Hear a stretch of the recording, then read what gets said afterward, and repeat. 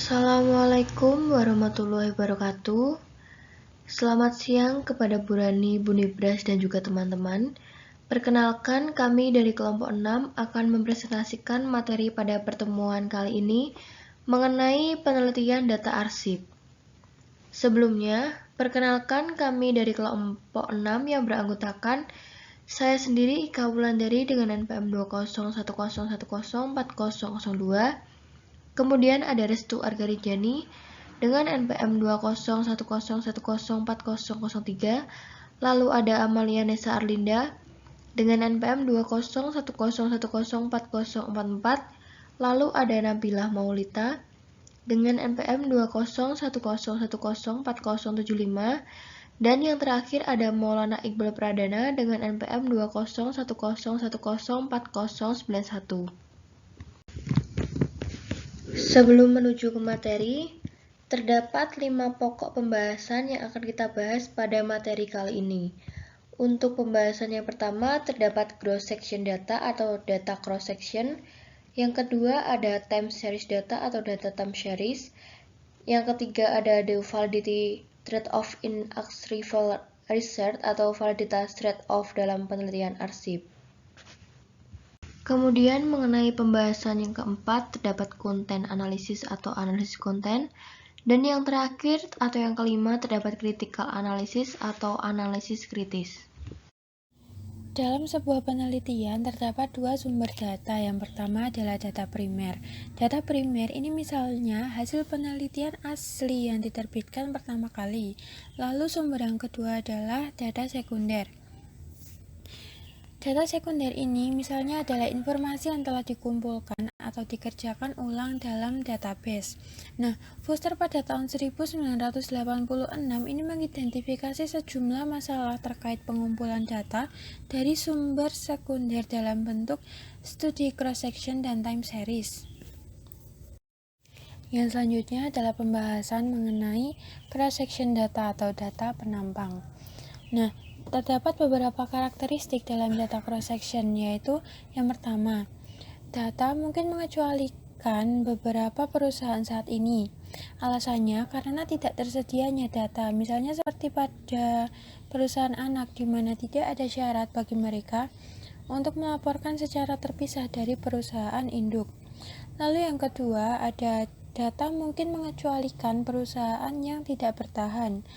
Hal ini dikarenakan di penelitian terdahulu terdapat bias kelangsungan hidup, sehingga menurut definisi, perusahaan yang gagal cenderung dihilangkan dari analisis karena tidak tersedianya informasi. Lalu yang ketiga, data mungkin tidak mutakhir, karena bisa jadi terdapat data terbaru yang mungkin belum dimasukkan. Lalu yang keempat, data mungkin tidak lengkap, karena menghilangkan beberapa item keuangan seperti perkiraan pendapatan dan lain sebagainya. Lalu yang kelima, terdapat klasifikasi yang tidak konsisten yang menyebabkan adanya beberapa asumsi yang tidak dapat dihindari untuk menghasilkan klasifikasi yang sistematis. Lalu yang keenam, adanya kemungkinan kesalahan pencatatan sehingga memerlukan pemeriksaan pada database lain yang sebanding dan memerlukan penggunaan pemeriksaan validitas internal yang sederhana.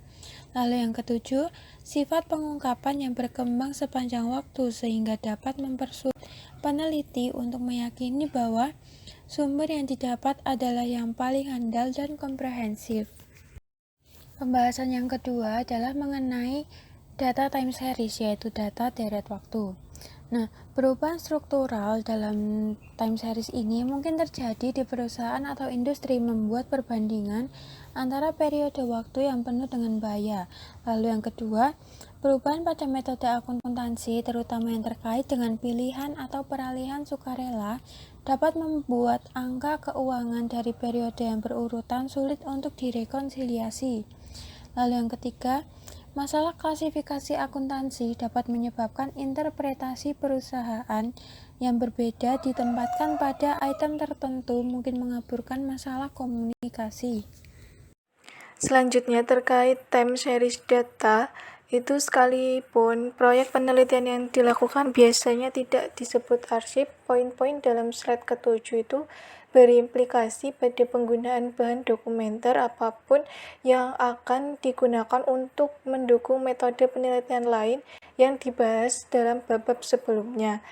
Jika database dalam bentuk milis untuk mendukung penelitian survei, kegagalan untuk memperbaruinya secara teratur akan berarti bahwa daftar tersebut mengecualikan beberapa orang yang menjadi target dan mencangkup beberapa orang yang telah meninggal atau telah pindah. Lalu, di mana database itu adalah daftar jurnal yang menjadi dasar tinjauan literatur kami. Kami memiliki sejumlah masalah potensial. Lalu yang terakhir, kita harus berhati-hati dalam membuat kesimpulan yang tidak beralasan dari sumber arsip, terutama jika ada bahaya yang mungkin tidak kita bandingkan dengan sejenisnya. Selanjutnya yang ketiga yaitu the validity trade-off in archival research atau pertukaran validitas dalam penelitian arsip. Menurut Libby, tahun 1981, studi ekonometrik menggunakan data arsip pada dasarnya bersifat eksperimental. Lalu menurut Wallace, tahun 1991, menentukan masalah validitas internal yang terkait dengan penelitian laporan keuangan, khususnya yang berkaitan dengan instrumentasi dan sejarah kekhawatiran yang juga akan relevan dalam bidang akuntansi keuangan lainnya. Lalu menurut Houghton dan Smith, tahun 1991, memberikan contoh yang sangat baik tentang mengapa peneliti harus berhati-hati dalam membandingkan temuan studi yang berbeda jika mereka tidak siap untuk memeriksa definisi rinci yang digunakan. Selanjutnya yaitu yang keempat, konten analisis atau analisis konten. Analisis konten ini didefinisikan sebagai metode yang menggunakan seperangkat prosedur untuk membuat kesimpulan yang valid dari teks. Inferensi adalah tentang pengirim pesan itu sendiri atau audiens pesan, dan aturan untuk proses inferensial bervariasi dengan kepentingan penyidik. Menurut Weber tahun 1985, analisis konten secara tradisional telah diterapkan pada analisis data arsip, tetapi menjadi semakin populer dalam analisis transkrip wawancara.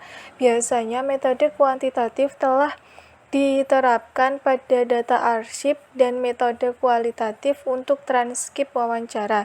Di mana metode kuantitatif telah digunakan, mereka biasanya terbatas pada karakteristik teks yang nyata.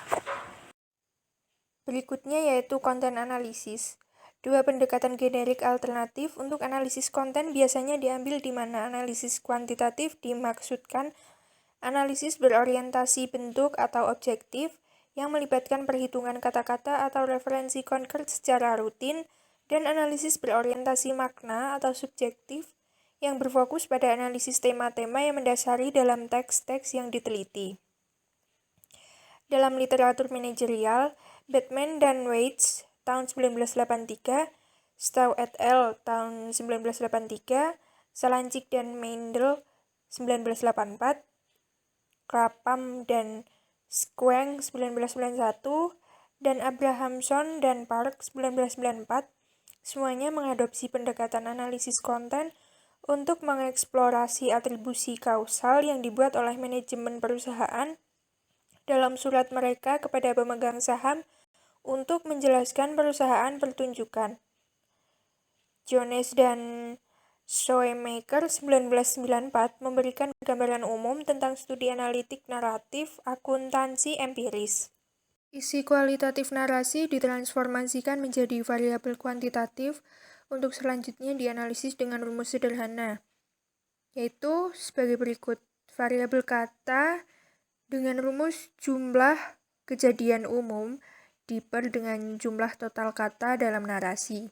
Kemudian untuk variabel tema, yaitu dirumuskan dengan jumlah skor tema diper dengan jumlah kalimat dalam pernyataan. Keandalan dan keterbatasan dalam konten analisis yaitu yang pertama stabilitas, kedua produktivitas, yang ketiga akurasi. Keterbatasan utama lain dari analisis konten adalah bahwa ia mengasumsikan frekuensi kemunculan secara langsung, mencerminkan tingkat penekanan yang diberikan pada kata-kata atau tema, tetapi ini mungkin tidak selalu demikian. Menurut Weber tahun 1990 halaman 71. Selain itu, kata atau kalimat yang diklasifikasikan dalam kategori yang sama untuk tujuan reduksi data mungkin tidak mencerminkan kategori tersebut pada tingkat yang sama. Menurut Weber tahun 1990 halaman 72. 5. Critical Analysis. Yang pertama yaitu Becker dan Peltner tahun 1997. Mencatat bahwa kurangnya empirisme ini berkontribusi pada tidak adanya studi kritis dan interpretatif dari jurnal akuntansi AS teratas. Yang kedua yaitu Johnson dan McIntosh tahun 1997 mempertanyakan kesesuaian sikap kritis Marxis yang diadopsi oleh seperti Tinker tahun 1980 dan Ezamel dan Wilmot tahun 1992, terutama di mana kesimpulan mereka sebagian besar ditentukan sebelumnya dan tanpa perlu kerja lapangan apapun. Selanjutnya yaitu untuk mengidentifikasi pengembangan sejumlah bidang penelitian kritis atau interpretatif yang lebih sempit, dengan mengadopsi perspektif yang berbeda tentang sifat akuntansi yang menyimpang, terutama yaitu yang pertama kritis Marxis, misalnya Tinker tahun 1980 dan Tinker dan kawan-kawan tahun 1991. Yang kedua yaitu kritis radikal, misalnya Armstrong tahun 1987, Chopper dan Scherer tahun 1984. Yang ketiga yaitu kritis feminis, misalnya Hammond dan Oakes tahun 1992.